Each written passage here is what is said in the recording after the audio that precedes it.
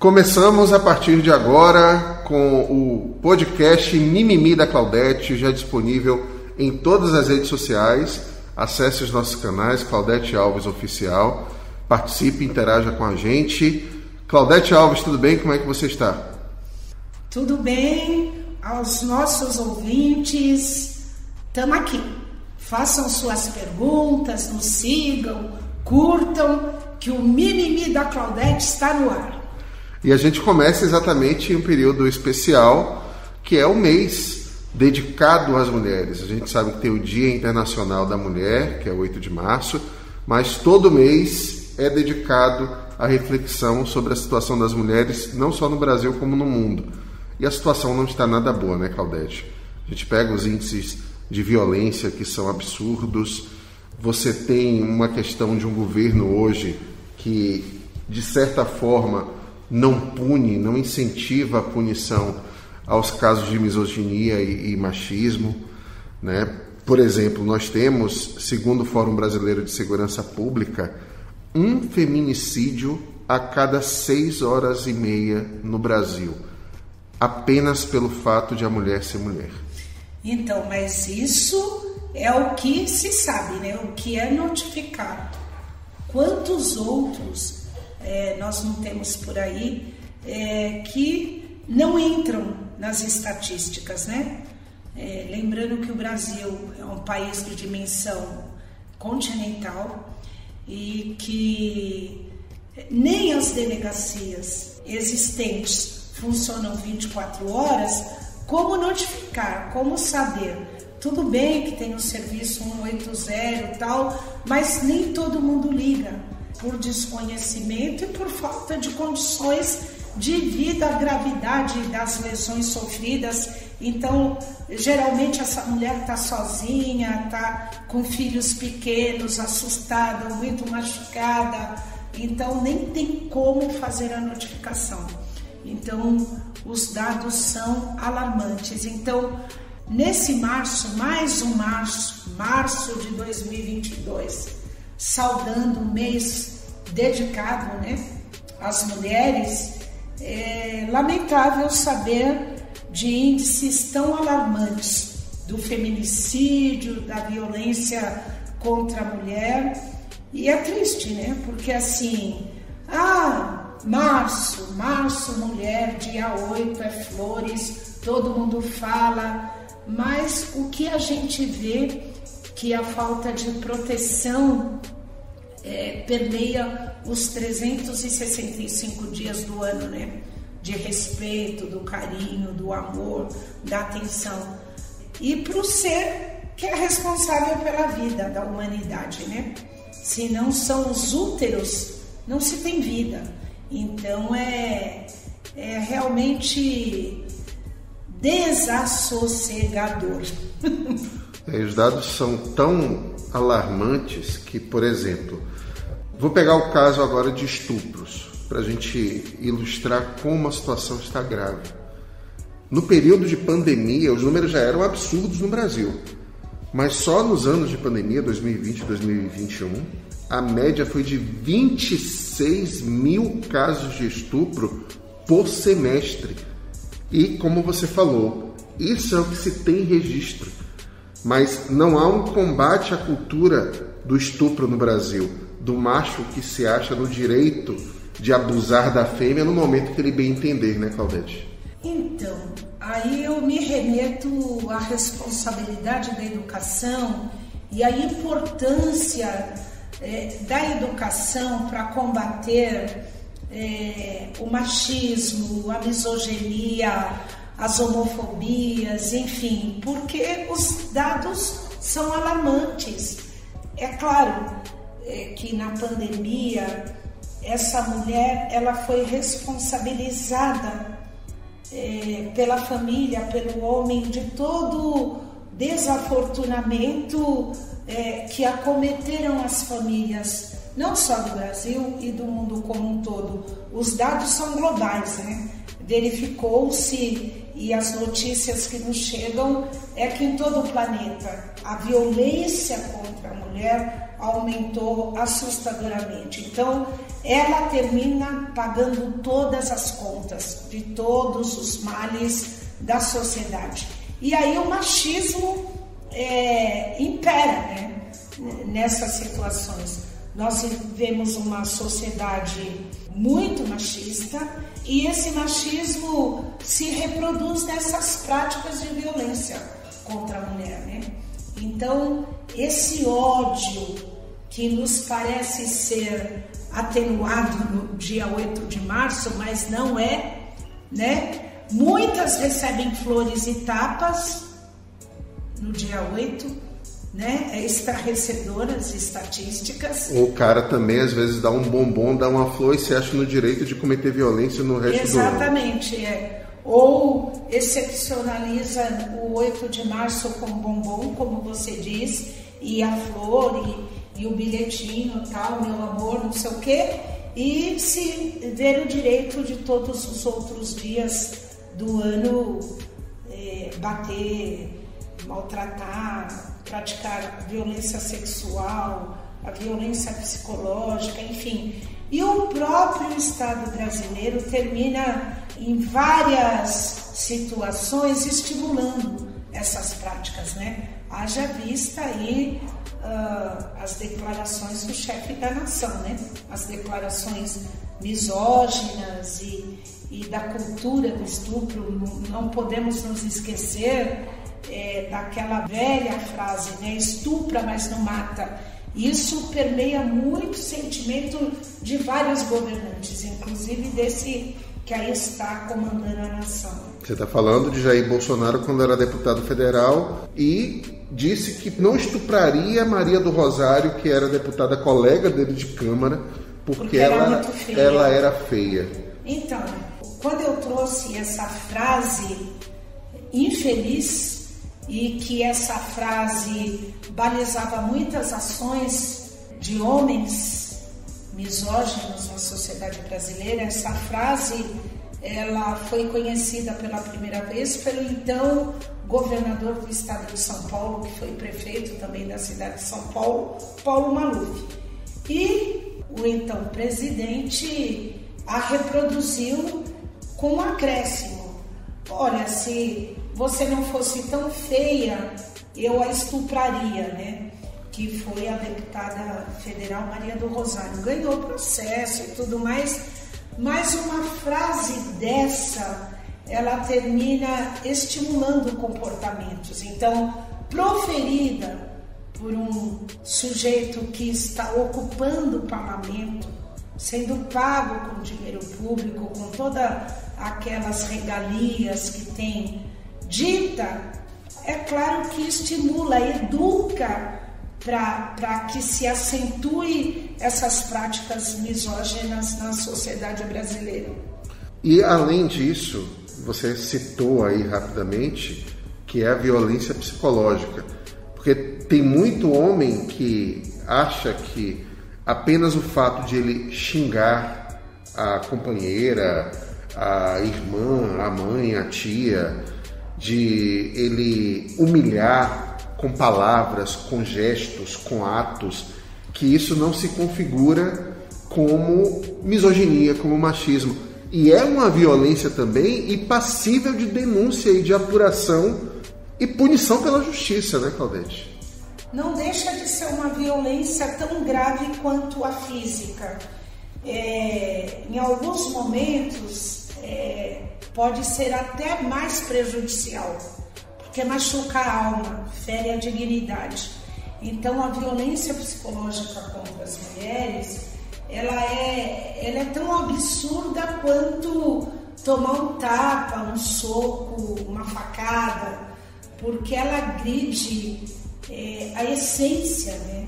Então, são vários tipos de violência psicológica, afetiva, por exemplo, a de desprover de amor essa mulher, de colocá-la numa situação de inferioridade, de restringir ela a sua própria conta bancária, ao dinheiro, à herança, a ter a liberdade de compra, de escolha, de educação da família, de se expor, de comentar, de externar a sua posição sobre qualquer assunto. Tudo isso fere, e fere profundamente, com consequências gravíssimas, né? Eu recentemente estava vendo uma pesquisa de que a violência psicológica cometida contra as mulheres é uma das principais causas de depressão grave nas mulheres, não é?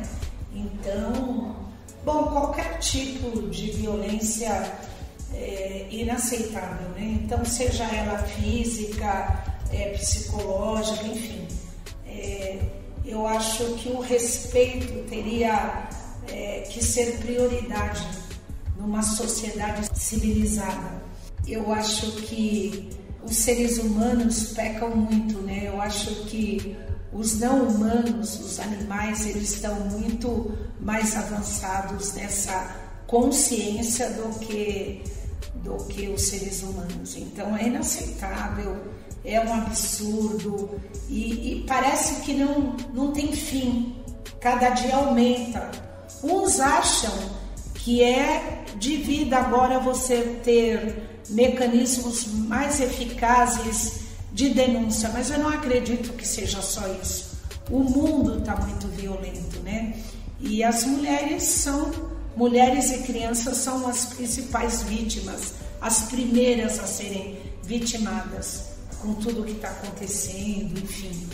Então é preciso pensar em políticas públicas, em conscientização, e a educação tem que libertar a sociedade dessa misoginia, dessas homofobias todas, desse machismo. Tem que educar para se respeitar. A sociedade ela tem que repensar. Então eu penso que algumas matérias elas têm que ser ministradas desde a tenra idade no processo educacional. Uma do respeito, tratar dessa questão que as mulheres não são inferiores, não são saco de pancada, tem que serem tratadas com respeito, têm direitos iguais. Isso tem que ser ensinado numa sociedade onde ainda, eu não diria nem resquícios do patriarcado, né? Ela ainda é constituída com esse viés. É o homem que é o provedor, é o homem que manda, é o homem que decide, é ele que define, ele que diz o que está certo, o que está errado, ele que tem o direito de avançar todos os sinais, enfim. É muito triste, né? Mas eu penso que temos algumas coisas positivas a comemorarmos. Tímidas, mas nesse universo, nesse emaranhado de tanta desgraceira, a gente tem algumas coisas a comemorar, né? Situações de avanços que carecem de aperfeiçoamentos, mas a própria Lei Maria da Penha, a própria política de inclusão de cotas, são avanços que eu considero importantes para coibir e para fazer esse enfrentamento a todas essas situações absurdas que falamos há pouco.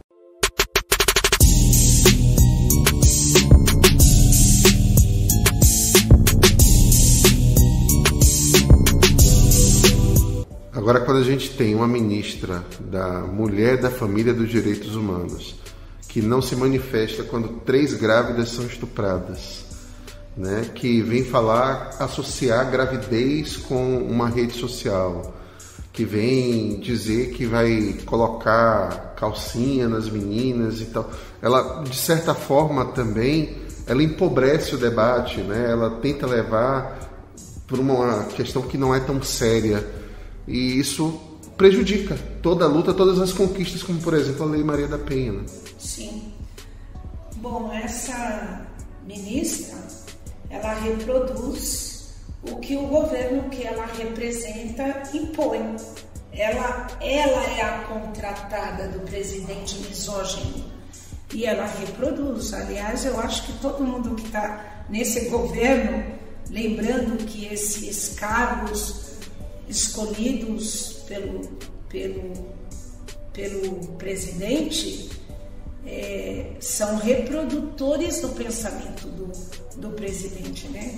E a gente vê com muita tristeza, é isso. Então, o que a ministra Damares reverbera, ela está reproduzindo o que o chefe dela impõe como modelo de sociedade, das questões que ele defende. E é muito triste ver uma mulher prestando esse papel, né? Para você ver o quanto que nós precisamos avançar nas consciências para que as mulheres, como diz sempre minha mãe, tomem tento do seu direito de ser mulher na sua amplitude e exigir respeito em todas as situações. Eu acho que a ministra Damares presta um desserviço a todas as mulheres brasileiras. E aí a gente fala sempre que no Brasil você não pode colocar um árbitro de futebol que torce para um determinado clube no jogo desse time ou que vai interferir.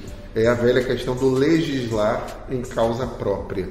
Só que nesse legislar em causa própria, até nisso as mulheres sofrem, né? São 15% apenas de parlamentares no Congresso Nacional, são 12 senadoras de 81, são 77 deputadas de 513. Quem legisla em favor da mulher, quem pode levar a bandeira da mulher em um Congresso dominado por homens, Claudete? Então, não é só nos parlamentos, né? Se nós formos ver os números também nos poderes executivos, quantas mulheres são prefeitas, quantas mulheres são governadoras, quantas mulheres são juízas. Peguemos o judiciário também, o STF, quantas mulheres nós temos nos 11? Somos minoria em tudo, somos minoria nas instâncias de poder, que tem que fazer lei, que tem que desenvolver e implementar políticas públicas de proteção para as mulheres, para a sociedade como um todo, mas os executores são homens. E aí homem não menstrua, eu costumo dizer. Homem não pare. É delicado, mas é de uma fortaleza que os homens não compreendem. Então eu penso que nós temos que avançar.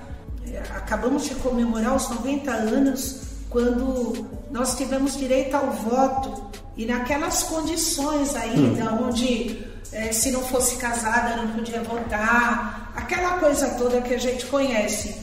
Estamos caminhando e fruto de muita luta. Então assim, num congresso de 513 parlamentares, a gente ter 77 mulheres é muito pouco. Então, a questão da participação de gênero tem que estar como prioridade nas políticas públicas de ações inclusivas, de ações afirmativas. Então, é necessário pensar em implementações de políticas públicas que acabe com isso, que altere. Por quê? Veja só, as mulheres fazem parte da maioria da população brasileira. Nós somos a maioria das eleitoras. E como justifica nós estarmos na minoria nos parlamentos, sendo que nós fazemos parte da maioria do eleitorado? Isso tem a ver com o processo de conscientização, de conhecimento, e aí a educação tem que dar conta disso. Então, por isso é que os governantes conservadores, como esse que está, ele não quer que se discuta a questão de gênero, a questão de política na educação, né? Eles querem restringir, eles defendem o homeschooling para que não se avance nas consciências, né? Nessa liberdade tão necessária da compreensão sobre todas essas questões que terminam corroborando para sermos minoria em tudo, e como somos minoria, não somos nós que legislamos. Olha a lei Maria da Penha. O quanto foi sofrido para que essa lei entrasse em vigor. E ainda se encontra muita resistência de enquadrar o indivíduo que praticou a violência no disposto na Lei Maria da Penha. Por quê? Quem executa? A maioria dos delegados que tem que evocar a Lei Maria da Penha para punir, para processar, são homens. A maioria dos judiciários são homens, né? Então não basta só a lei. Eu penso que cada vez mais a gente tem que refletir sobre essa situação tão grave, tão delicada, que só favorece o machismo, a misoginia, o feminicídio e tudo mais, para que a gente possa sair dessa situação tão aviltante, né? Para a dignidade das nossas meninas, das nossas mulheres. Depois não adianta a ministra, uma mulher, vir falar que nossas meninas têm que ser princesas, não é?